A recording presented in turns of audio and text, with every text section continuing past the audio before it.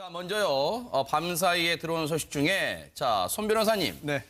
덴마크 법원이 정유라에 대해서 한국으로 보내기로 결정했다. 이런 내용이 들어와 있습니다, 지금. 네, 그렇습니다. 우리나라 검찰이 덴마크에 정유라 씨가 범죄를 범하였으니 우리나라로 보내달라라고 하는 범죄인 인도 청구를 했고요. 네네. 여기에 대해서 그 덴마크 검찰이 이미 한국 송환 결정을 했습니다. 네. 그런데 여기에 대해서 정유라 씨가 잘못됐다 결정이라고 네. 하면서 법원에 소송을 제기했고요. 아하. 그 소송에 대한 결과가 어제 처음으로 나온 것인데요. 네네.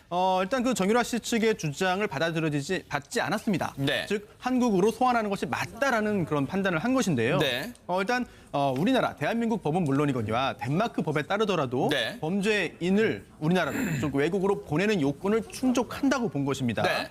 즉 지금 정유라 씨가 받고 있는 우리나라에서 혐의가 금융 관련된 부정행위도 있고요.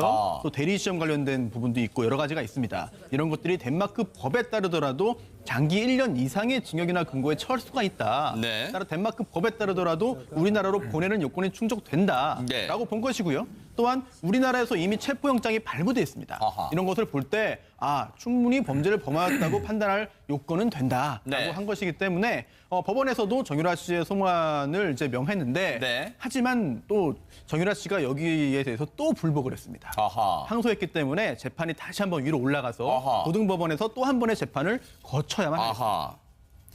배 교수님, 지금 보면요. 덴마크 올보르 지방법원이 그런 판결을 했습니다. 정유라 사건은 정치적 사건이 아니다. 애초 이 국내에서는요. 덴마크 법원이 혹시라도 이 사안을 정치적 사안으로 보면 어떻게 하나 하는 우려가 있었는데 일단 정치적 사건이 아니라고 일단 규정을 하고 있습니다. 네네. 지금 이제 정유라 씨는 계속해서 자신을 정치적 희생양으로 몰아가고 네네. 그래서 이번 사건의 성격을 정치적 사건이다. 네. 그래서 지난번에 한국의 특검도 정치 특검이다. 이렇게 정유라 씨 측에서 변호인을 통해서 공개를 했지 않습니까? 그렇지만 이제 방금 변호사님도 말씀하셨지만은 덴마크 지방법원에서 이번 사건의 성격에 대해서 이번 사건은 정치적 사건이 아니고 네. 두 가지 사건이다. 하나는 금융비리, 네. 그러니까 부정 사건이고 또 하나는 학사 문제, 이대 그 부패 사건이다. 이 두 네. 가지를 분명하게 얘기를 했고요. 그러면 이제 앞으로 이 정유라 씨 측에서 어떻게 대응을 할 것인가 이 부분이 네. 굉장히 중요한데 제가 볼 때 이제 2심에 항소를 했고 또 3심까지 간다는 그런 네. 얘기 아닙니까? 그래서 대법원까지 가겠고 이번에 또 이제 변호인을 통해서 정치적 망명을 신청하지 않겠다. 이렇게 입장을 밝혔지만은 제가 볼 때는 만약에 3심에서도 유죄가 확정이 판결이 나고 이제 송환 결정이 나면은 제가 볼 때는 정치적 망명을 신청할 것 같습니다. 네. 왜냐하면 이제 지난번에 세월호 관련해서 유병헌 씨 딸이 네. 정치적 망명을 신청을 해가지고 네. 국제인권재판소에서 지금 그게 계속 받아들여져 가지고 지금까지 안 들어오고 있지 않습니까? 제가 볼 때는 그래서 종합적으로 말씀드리면은 이번 5월 이전에 선거 대선 이전에 정유라 씨가 한국에 들어오기는 것은 좀 불가능하다 이렇게 네. 전망을 합니다. 보면요. 덴마크도 혹시 손 변호사님 덴마크도 3심제인가요? 네, 그렇습니다. 덴마크도 3심제. 네. 그러면 일단 우리로 치면 대법원까지 갈 것 같긴 합니다. 그런데 이 실장님께 여쭤볼까요? 정유라 씨가 이제 송환 판결이 나자 이런 반응을 보였대요. 이걸 보면요. 역시 모전 여전이다 생각드는 게 엄마 최순실 씨도 본질이 아닌 즉 감성에 호소하는 발언들 많이 했는데 정유라 씨도 이런 얘기를 합니다. 전 남친도 한국으로 가버렸고 어린 아들을 돌봐줄 사람이 없는데 어떻게 하냐. 언제까지 보모에게 맡길 수도 없는데. 아니 송환 판결하고 지금 이거하고 무슨 상관이 있다고 이런 얘기를 합니까? 일단 지난번에도 아이와 관련해서 아마 재판부에 네. 호소를 한 걸로 압니다. 그러니까 검찰이 이 기소를 했을 때 네. 지금 똑같은 얘기를 했죠. 아이를 돌볼 사람이 없다. 네. 라고 이제 이야기를 하면서 네. 사실은 불구속으로 계속 있겠다 하는 불구속으로 이런 재판에 임하겠다라는 의사를 강력하게 피력했는데 네. 자신의 의도대로 안 됐습니다. 일단 제1심 재판부가 그걸 받아들였기 때문에 네. 그럼에도 불구하고 지금 사실 인권 국가잖아요. 굉장히 뭐 이렇게 인권에 대해서는 굉장히 선진국이죠. 네덜란드, 네. 덴마크나 이쪽 북부 쪽이. 그래서 아마도 물론 이제 재판부에서는 구금을 다시 이제 결정을 했지만 네. 다시 한번 이제 호소함으로써 네. 아이를 완전히 케어할 수 있는 돌볼 수 있는 그런 이 이 상황으로 네. 유도를 한다거나 네. 또 이제 국내 언론용이에요. 사실 제가 보기에는 이 국내 언론에 일단 계속 의사를 한번 타진해 보는 게 아니냐. 지금 배 의원께서는 아마 그렇게 말씀을 하셨는데 대법원까지 가는 게 아니냐 네. 하는 생각이 약간 다릅니다. 네. 그러니까 대법까지 가느냐 안 가느냐의 중요한 부분은 네. 자신이 돌아왔을 때 한국에 돌아왔을 때 지금 어머니가 받고 있는 재판에 어떤 영향을 미칠 수 있느냐가 네. 중요한 것 같거든요. 아하. 그렇기 때문에 한국에서 지금 이 3개월 특검의 어떤 그 결과가 3개월 만에 나와야 되잖아요. 최순실의 어떤 재판 결과가 물론 이제 병합 심리를 하면 그러니까 박 전 대통령과 병합 심리를 하면 더 늦어질 수도 있지만 1심 판결이 나고 또 최순실 씨가 의도한 대로 재판이 진행이 되고 있다. 네. 그렇다면 확실히 정유라 씨가 다시 돌아올 수도 있는 가능성이 있다는 거죠. 네. 사실 정유라 씨가 지금 관련된 부분은 학사 비리인데 네. 이대와 관련한 그런 1심 재판이 어떤 결과에 나오느냐에 따라서 네. 정유라 씨는 돌아와서 사실상 검찰과 한번 딜을 해볼 수 있는 어느 정도의 그런 여지가 있지 않느냐. 네. 그런 가능성을 아이와 함께 아이에게 핑계를 대면서 네. 귀국의 타진을 한번 또 해보는 게 아니냐 이렇게 또 보여집니다. 장진영 대변인께 여쭤볼까요? 변호사 출신이기도 하시니까 지금 정유라 씨의 변호사가 그런 얘기를 합니다. 이게 듣기에 따라서는 뭐 협박 비슷한 발언이기도 해요. 뭐라고 하냐면 정유라 씨는 한국 정부 당국이 아이를 볼 수 있게 해준다고 보장해주면 한국에 갈 의사가 있다. 이런 조건부 지금 얘기를 하고 있습니다. 이게 보기에 따라서는 협박 아니에요? 이 협박으로 들리시나요? 일단 저는 변호사 출신이 아니라 변호사입니다. 네. 지금. 네. 네. 근데 이제 정유라 씨가 이런 얘기를 한 거는 지금이 처음이 아니고 네. 덴마크에서 체포될 때부터 계속 이런 얘기를 해 왔었습니다. 네. 한국에 들어오지 못하는 이유, 들어오기 싫은 이유도 바로 이 아이 얘기를 네. 계속 했었던 거고 덴마크에서 계속 뭐 재판도 받고 이렇게 하고 싶다라는 것도 덴마크는 이제 그 아이를 그 구치소에 있으면서도 같이 있을 수 있기 때문에 이제 그렇다 이렇게 얘기를 하고 있거든요. 그래서 네. 저는 이거를 뭐 이렇게 협박했다 이렇게 보기보다는 네. 정유라 씨가 범죄인이고 네. 우리가 지탄을 하고 있긴 하지만 또 엄마인 것도 맞죠. 그래서 그 엄마 입장에서는 아이에 대한 그 최순실 씨를 얼마나 끔찍하게 정유라 씨 생각합니까? 네. 지금 생각해 보면 최순실 씨가 특검에 출두하면서 네. 민주주의 특검이 아닙니다 이렇게 외쳤잖아요. 네. 그런데 그 메시지를 저는 이 정유라 씨가 덴마크 법원에서 이걸 활용했으면 좋겠다. 그런 어떤 소재로 제공한 것 아니냐 네. 이런 생각이 들어요. 왜냐하면 네. 이건 정치적 망명 사건이다라고 계속 정치적인 사건이다라고 주장을 하기 때문에 그런 연장선상에서 네. 우리가 이걸 보면 어떨까 이런 생각도 듭니다. 네. 정유라 씨 네. 아이 관련해서 좀 말씀을 한 가지만 드리고 싶은데요. 네네. 지금 정유라 씨가 덴마크 법원에서 한 이야기 또는 그 전에 아이를 우리나라에서 뭐 구치소에서 양육할 수 있으면 언제든 오겠다 하는 게 규정상 허용될 수가 없습니다. 왜냐하면 네. 우리나라 그 형집행법이라고 하죠. 형의집행 및 수용자의 처우에 관한 법률에 따르면 자신이 낳은 아이를 18개월 되기 전에는 요건을 충족하면은 구치소 안에서도 양육할 수가 있어요. 그런데 18개월을 넘을 경우에는 불가능합니다. 그런데 덴마크에서 재판받으면서 네. 벌써 몇 개월 전이죠.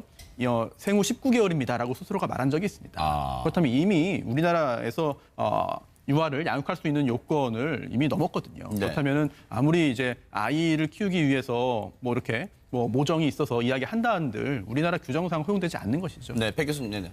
제가 이제 이종근 실장님하고 약간 다른 포인트에서 좀 말씀드리고 싶은 게 지금 최순실 씨는 전면 혐의를 부인하는 네. 그런 상황 아닙니까? 그러면 이제 최순실 씨의 아킬레스건이 결국은 이 정유라 씨거든요. 그래서 어떻게든지 최순실 씨 입장에서는 계속 부인을 하고 정유라 씨가 들어오지 않아야 되거든요. 그래서 지금 모정은 결국 굉장히 약하지 않습니까? 그래서 이 부분을 가지고 계속해서 부인을 하려면은 또 그리고 실제로 이제 삼성 관련 비리라든지 이들 관련 비리가 정유라 씨 입을 통해서 그게 인정이 되면은 다 무너지는 거잖아요. 그러니까 안 들어와야 되고 또 그다음에 정유라 씨 입장에서는 또 어린 아들이 또 결국 이제 모정으로 얽혀 있지 않습니까? 그래서 이런 부분. 그래서 네. 모정이 결국은 굉장히 이번 사건의 키워드가 아닌가 네. 이렇게 생각이 됩니다. 제가 보기에도 정유라 씨는 최종심까지 항소를 해서 네. 끝까지 안 들어오려고 할 겁니다. 네.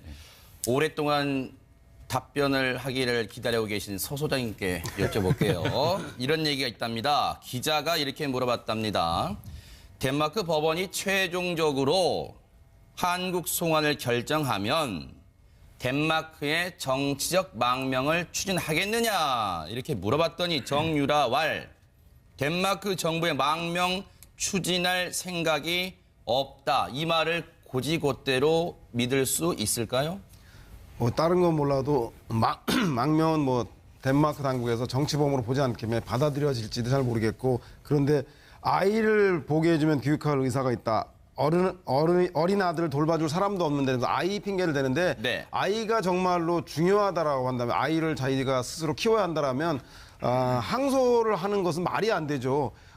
덴마크 당국에서는 지금 정유라 씨가 석방을 요구했지만 재판부가 받아들이지 않았거든요. 그럼 항소하고 재항소해서 대법원까지 갈 때까지는 지금 격리시설에서 유치될 가능성이 되게 높은데, 그럼 아이는 사회복지사가 지금 의회에서 관리되고 양육하는 사람이 뭐 보육하는 사람이 키우는지 모르겠으나 결국 아이를 본인이 키울 수 없는 상황을 항소를 통해서 계속적으로 이어나가는 것들을 보면 정유라 씨가 정말 아이를 생각하는 건 아니다. 단지 한국에 돌아오는 것을 시간을 늦추기 위한, 돌아오고 싶지 않아서 하는 것이 더 큰 게 아닌가. 즉 아이를 볼모로 네. 한국 귀국을 오히려 더 본인이 막고 있다는 생각이 들고요. 그리고 아하. 본인이 아이 사랑은 뭐 엄마로서 이해할 수 있지만 한국에 보다 더 많은 엄마들이 정유라 씨의 입시 비리 문제 때문에 많은 상처를 주고 있지 않았습니까? 또 본인의 문제 때문에 박근혜 전 대통령이 탄핵되고 파면되고 구속에 이르기까지 상당 부분이 정유라 씨 관련된 특혜 지원이 상당히 많았습니다. 그렇다면 본인이 이 최순실 게이트에 대해서 진상규명에 적극 협조하고 국민들에게 반성하고 선처를 호소해야지, 수많은 아이의 어머니들과 국민들 앞에서 자기 아이만을 고집하는 것은 이 문제에 대한 본질을 제대로 네. 아직도 인식하고 있지 못하고 사과하고 있지 네. 않는 건 아닌가라는 생각이 듭니다. 이 실장님. 네. 정유라 씨가 엄마 최순실 씨와 박근혜 전 대통령 사이에 대해서도 얘기를 한 부분이 주목이 가는데 뭐라고 했냐면, 자신이 어려서부터 아버지, 어머니가 그분과 일을 아마 그분이 이제 박근혜 전 대통령 얘기를 하는 것 같아요.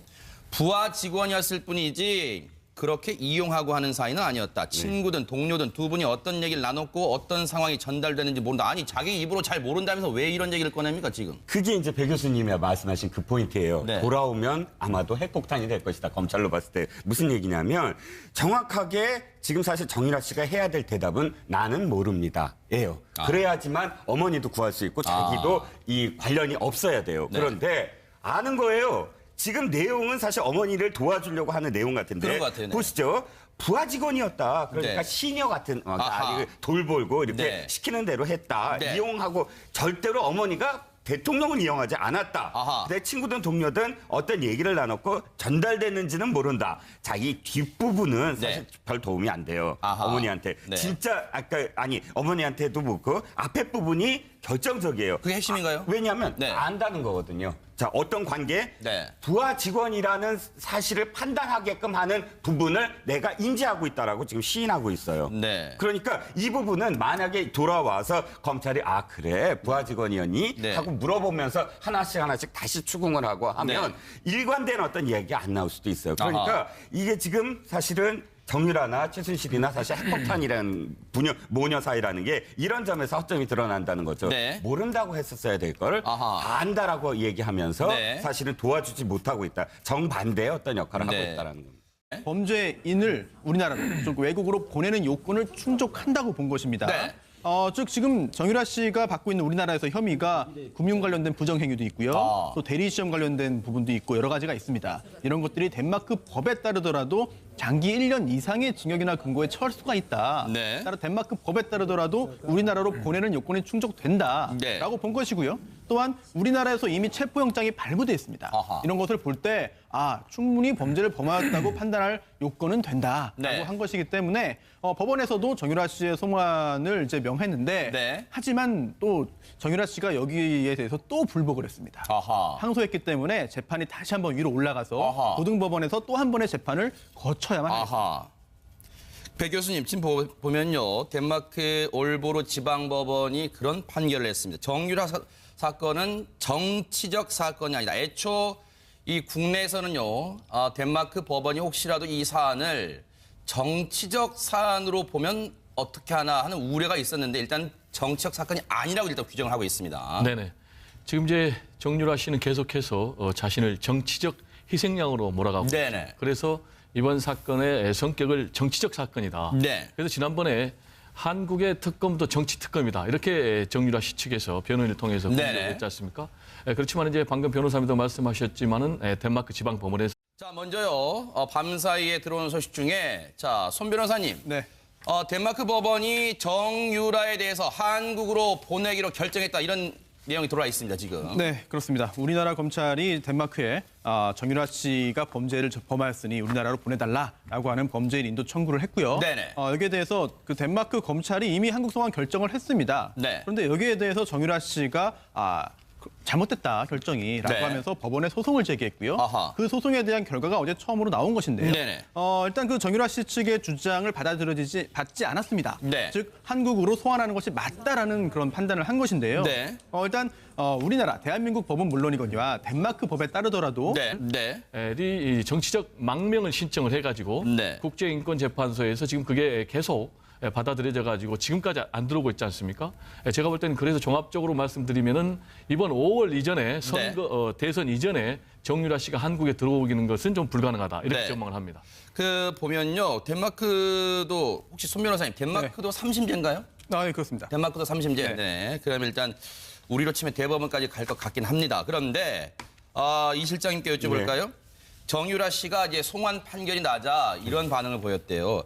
이걸 보면요. 역시 모전 여전이다 생각드는 게 엄마 최순실 씨도 본질이 아닌 즉 그래서 이번 사건의 성격에 대해서 이번 사건은 정치적 사건이 아니고 네. 두 가지 사건이다. 하나는 금융비리, 네. 그러니까 부정 사건이고 또 하나는 학사 문제, 이대 그 부패 사건이다. 이 두 네. 가지를 분명하게 얘기를 했고요. 그러면 이제 앞으로 이 정유라 씨 측에서 어떻게 대응을 할 것인가 이 부분이 네. 굉장히 중요한데 제가 볼 때는 2심에 항소를 했고 또 3심까지 간다는 그런 네. 얘기 아닙니까? 그래서 대법원까지 가겠고 이번에 또 이제 변호인을 통해서 정치적 망명을 신청하지 않겠다. 이렇게 입장을 밝혔지만은 제가 볼 때는 만약에 3심에서도 유죄가 확정이 판결이 나고 이제 송환 결정이 나면 네.